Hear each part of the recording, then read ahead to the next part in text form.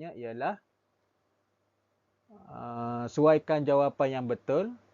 Okey, untuk soalan macam ni, dia akan bagi ayat-ayat dekat kita, nombor 1 hingga nombor 5, kemudian kita kena suaikan kepada jenis ayat yang betul. Okey. Contohnya, yang nombor 1, awak kat sini, awak di sini. Awak di sini. Itu adalah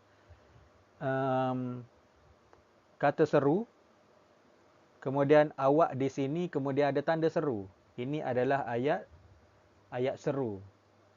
Okey, mana-mana yang tengok video ni, cuba komen ejaan yang betul. Betul ke tak saya tulis ni? Macam ni ke ejaan Macam ayah pun ada. Okey, cuba komen Kalau saya tersilap, saya mau minta maaf.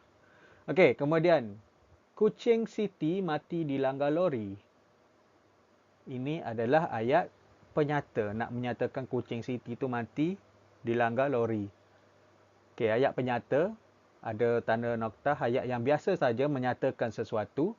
Okey, kemudian yang ketiga, lengkapkan borang permohonan itu. Okey, lengkapkan borang permohonan itu. Ini adalah ayat perintah. Okey, ayat perintah ni dia ada beberapa jenis juga. Dekat bawah dia, perintah bermaksud larangan, silaan yang menggunakan perkataan sila ataupun suruhan. Macam lengkapkan ni ialah ayat suruhan lah, lengkapkan borang permohonan itu. Tapi dia masuk dalam tajuk ayat perintah.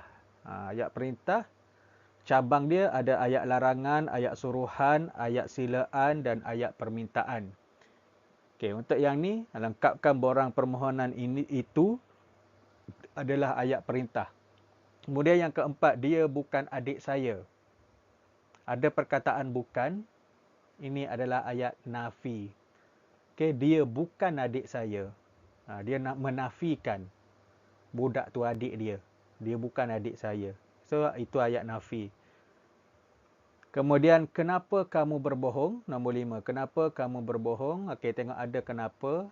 Ayat ataupun kata soal. Kemudian dekat belakang ada tanda soal. Ini adalah ayat tanya. Okey.